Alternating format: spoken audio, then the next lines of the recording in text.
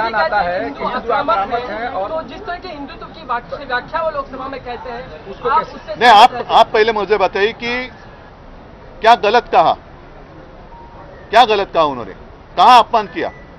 एक तो वो तो बार बार दिखाना चाहते थे शिवजी की प्रतिमा, वो दिखाने के लिए पाबंदी लगाई गई। क्या यही हिंदुत्व है? जय श्री राम के नारे हम भी देते हैं तो वो चलते हैं, प्रधानमंत्री जी खुलेआम प्रचार सभा में जय श्री राम कहते हैं, लेकिन संसद में अगर बीजेपी के अलावा कोई कहे तो क्या वो अपराध है? संविधान को लेकर के जिस तरीके से उन्होंने कहा जय संविधान और उधर से घोषणाबाजी हुई, फिर महाराष्ट्र में विधान परिषद के भीतर जो हंगामा हुआ, इन दोनों को कैसे कनेक्ट किया आपने? नहीं, मैंने सारी बातें कही हैं कि ये सारी अगर मगर की बातें हैं। अगर आपको ऐसा लगता है कि कल राहुल जी ने हिंदुत्व का अपमान किया है तो मैं नहीं मानता, क्योंकि उन्होंने साफ स्पष्ट शब्दों में कहा जो बात मैं कहते आया हूं कि भाजपा यानी हिंदुत्व नहीं है। हम भी हिंदू हैं और हम में से कोई भी हिंदुत्व का अपमान करेंगे नहीं और हिंदुत्व का अपमान सहेंगे भी नहीं, और उसमें राहुल जी भी आते हैं जो अपमान करेंगे भी नहीं और सहेंगे भी नहीं। आज जो एक फेक नैरेटिव उन्हीं का शब्द है जो फैलाया जा रहा है कि बीजेपी मतलब ही हिंदुत्व नहीं, हमारा हिंदुत्व पवित्र है, हमारा हिंदुत्व बीजेपी तो उसके आसपास भी नहीं आ सकती। हिंदुत्व तो एक उन्होंने एक नकाब बनाया है लोगों को उल्लू बनाने के लिए।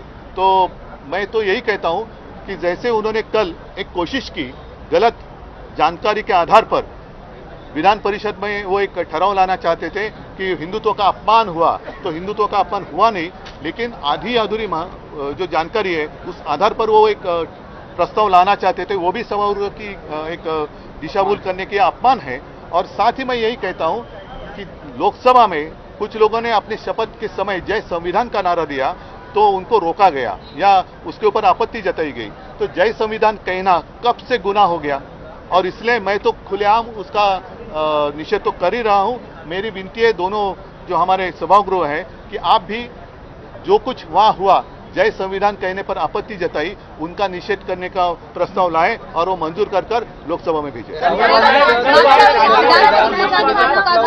राज्यामध्ये मोठा भूकंप झाला होता, राज्य आता सुद्धा तुम्ही खूप आत्मविश्वास आहे तुमचा उमेदवार तिसरा उमेदवार दिलेला आहे, या निवडणुकीनंतर सुद्धा राज्यात भूकंप किंवा वेगळं चित्र बघायला मिळेल त्याची खात्री असल्याशिवाय आम्ही निवडणूक का लढतोय? कारण आम्ही तर निवडणूक आम्ही लढणारी माणसं आहोत, आम्ही हत्यार टाकणारी माणसं नाही आहोत। पक्षफुटीचा प्रॉब्लेम हा त्यांना जास्त आहे, कारण त्यांच्यामध्ये अनेक जण इच्छुक आहेत ज्यांच्या इच्छेवरती पाणी पडले। अंबादास दानवे यांचं ज्या पद्धतीनं 5 दिवसाचं निलंबन झालं, सत्ताधारी सूडभावनेतून वागतात आणि सत्ताधारी विरोधकांवर भारी पडतात। भारी नाही पडत आहे, हे त्यांनी पूर्णपणाने माझ्या माहितीप्रमाणे जेवढं मला आकलन आहे कायद्याचं त्यानुसार एखादा प्रस्ताव आल्यानंतर त्याच्यावरती चर्चा करणं गरजेचं असतं। ज्याच्या संबंधी तो प्रस्ताव आहे तो विरोधी पक्षनेता आहे, म्हणजे एक प्रमुख पद आहे त्याच्याकडे, त्यांना त्याच्यावरती बोलण्याची संधी देणं हे फार गरजेचं होतं। ते न करता एकतर्फी निलंबित करणं हा एक मोठा अपराध आहे।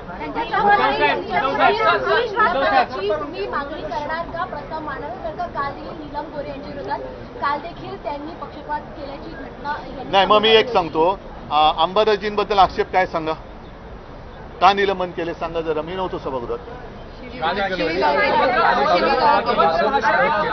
बरोबर आहे, त्याच्याबद्दल मी पक्षप्रमुख म्हणून मी महाराष्ट्रातल्या माता भगिनींची माफी मागायला तयार आहे आणि मी मागतो, कारण आम्हाला त्यांच्याबद्दल आदर आहेच। मग लोकसभा प्रचाराच्या दरम्यान सुधीर मुनगंटीवाराने त्यांच्या म्हणजे मोदीजींच्या सभेत, कदाचित मोदीजी व्यासपीठावर नसतील पण बहीण भावाच्या नात्याबद्दल जे अभद्र वक्तव्य केलं होतं त्याच्याबद्दल कोण माफी मागणार आहे? त्यांच्याच मध्ये बसलेले ते सत्तार, त्यांनी सुप्रिया सुळेंना कॅमेरा समोर शिवी दिली होती, हा माता भगिनींचा अपमान नाही? ज्याच्यावरती एका महिलेवरती विचित्र एक प्रसंग ओढवला, ज्याला आम्ही मंत्रिमंडळातून काढून टाकला होता, त्यांना तुम्ही मंत्रिमंडळात स्थान दिले, हा महिलांचा अपमान नाही? मग जर मी माफी मागतोय, माता भगिनींचा अपमान जर झाला असेल तर मी माफी मागतो, पण तसा त्यांनी अपमान त्यांनी तर केलाय, सभागृहात केला म्हणून आपण, आणि जाहीरपणाने बोललं तर अपमान नाही, हे कुठलं गणित आहे?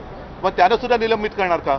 मुनगंटीवारनं तर जनतेने तिकडनं निलंबित केलंच आहे, विधानसभेत पण ते करतील, पण तुम्ही आतमध्ये काय करणार आहात? सर हिंदी राहुल गांधी का बयान को लोकसभा से निकाल दिया गया है। राहुल कौन सा? गांधी के कल के भाषण को लोकसभा से निकाला गया है पूरा? नेट से। हाँ, उसमें मैक्सिमम क्या बात कही? हिंदुत्व के मुद्दे क्या बात कही? उन्होंने जो कहा था कि हिंदू जो है वो आक्रामक है। नहीं, ऐसे मैंने ऐसी बात कही नहीं थी उन्होंने।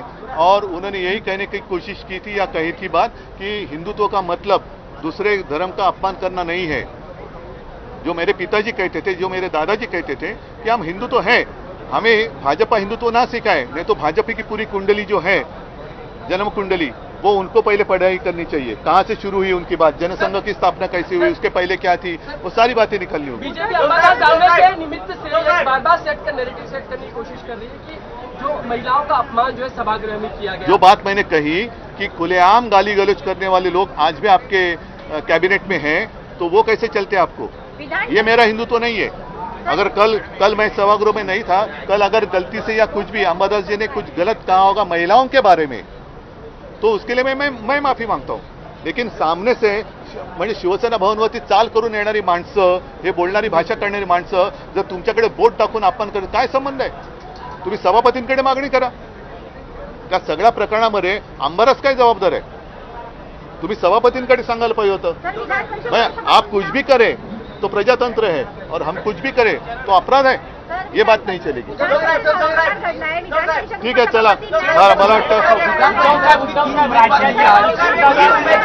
तीन उमेदवार दिले आहे, संख्याबळ पुरेसं नाहीये, जुळवाजुळव कशी होणार, मला सोडून दिलेले प्रेम दाखवणार का या विधान? या सगळ्या गोष्टी निकाल लागल्यानंतर तुम्हाला कळेल।